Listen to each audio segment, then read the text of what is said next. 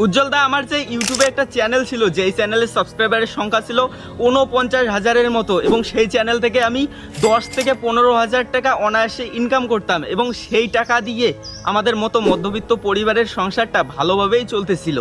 কিন্তু হঠাৎ করে আমার সেই ইউটিউব চ্যানেলটা গত মাসে ইউটিউব টিম সাসপেন্ড করে দেয়, পার্মানেন্টলি ডিলিট করে দেয়, এবং আমি আর কখনোই ইউটিউব থেকে ইনকাম করতে পারবো না। পশ্চিমবঙ্গের শিক্ষাগত যোগ্যতা সবারই আছে, কম বেশি সবারই শিক্ষা আছে, কিন্তু এত শিক্ষা দিয়ে কি করব যেখানে পশ্চিমবঙ্গে বেকারত্বের সংখ্যা 90%।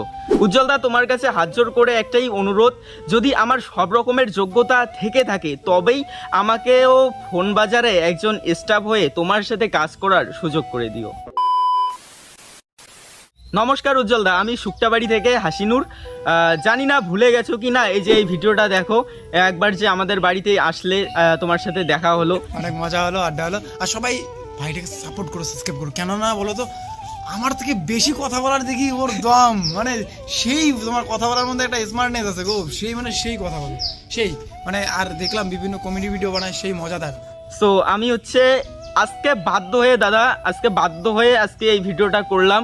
আমি বর্তমানে উজ্জ্বল দা, আমি সত্যি কথা বলতে এমন একটা পরিস্থিতিতে পড়ে গিয়েছি, বাধ্য হয়ে আজকে এই ভিডিওটা করলাম আর কি। আমি অনুরোধ করব তোমাকে 5টি মিনিট দয়া করে এই ভিডিওটা দেখো, আমার সব কিছু শোনো। আশা করি আর কি আমাকে যদি পারো একটু হেল্প করতে পারো। দাদা জানো, আমার ইউটিউবে একটা চ্যানেল ছিল, যেই চ্যানেলের সাবস্ক্রাইবারের সংখ্যা ছিল 49,000-এর মতো। সেই চ্যানেলের নাম ছিল সিনেমা প্রেমী, এবং সেই চ্যানেল থেকে আমি মাসে 10 থেকে 15,000 টাকা ইনকাম করতাম। এবং হঠাৎ করে সেই ইউটিউব চ্যানেলটা ইউটিউব টিম সাসপেন্ড করে দেয়, এবং আমি আর ইউটিউব থেকে কোনো ইনকাম করতে পারছি না। এবং আমাদের মতো মধ্যবিত্ত পরিবারের সংসার, যেই ইউটিউব চ্যানেলের টাকা দিয়ে আমাদের মতো মধ্যবিত্ত পরিবারের সংসারটা চলছিল, হঠাৎ করে যদি সেই চ্যানেলটাকে ইউটিউব টিম সাসপেন্ড করে দেয়।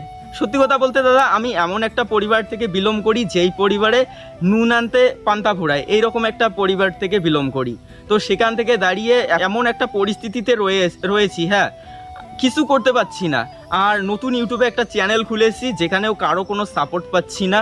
তো এখন কথা হচ্ছে দাদা, তুমি সবই জানো, পশ্চিমবঙ্গের শিক্ষাগত যোগ্যতা সবারই আছে, কম বেশি সবারই শিক্ষা আছে, কিন্তু এত শিক্ষা দিয়ে কি করব যেখানে পশ্চিমবঙ্গে বেকারত্বের সংখ্যা 90%। সো কোনো চাকরি বাকরি কিচ্ছু নাই। তো দাদা, আমার কম বেশি সব রকমেরই যোগ্যতা আছে। আমার বয়স 19 বছর, এবং আমি বিএ সেকেন্ড ইয়ারে পড়ি কুচবিহার কলেজে।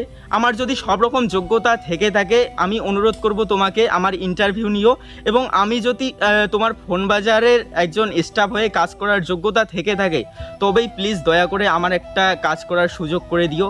কেননা এখন আর ইউটিউব থেকে কোনো ইনকাম হবে না। আর এই রকম একটা পরিবার থেকে বিলং করি, যেখানে আর কি আমার কম বেশি পড়াশোনাও অনেক ভালো আছে। হ্যাঁ, পড়াশোনার দিক দিয়ে আমার মাধ্যমিকেও 631 নাম্বার প্রাপ্ত নাম্বার, তো সেখানেও আমি র্যাঙ্ক করেছি। কিন্তু এত ডিগ্রি দিয়েও বা কী হবে, এত নাম্বার দিয়েও বা কী হবে, যেখানে পশ্চিমবঙ্গে বেকারত্বের সংখ্যা এত। সো আমি চাচ্ছি তোমার সাথে ফোন বাজারে আর কি একটা জব করতে। অনুরোধ করব, একটু ভেবে দেখো, যদি আমাকেও একটা কাজের সুযোগ করে দিও, তাহলে আমার পরিবারটাকেও নিয়ে ভালোভাবে আর কি সংসারটা আর কি চালাতে পারবো এখন থেকে। কারণ আমার বাবা একজন সামান্য দিনমজুর, কুচবিহারে হচ্ছে হেল্পারি করে খাই। তো সেখান থেকে আর কি এমন একটা বর্তমানে পরিস্থিতিতে রয়েছি, বাধ্য হয়ে আজকে এই ভিডিওটা করলাম। সো তোমাকে অনুরোধ করব, যদি আর কি লোক লাগে বা আমি যদি একজন যোগ্য হয়ে থাকি, তবেই আমাকে আর কি সুযোগ করে দিও তোমার সাথে কাজ করার। সো অনেক ভালোবাসা রইলো, টাটা।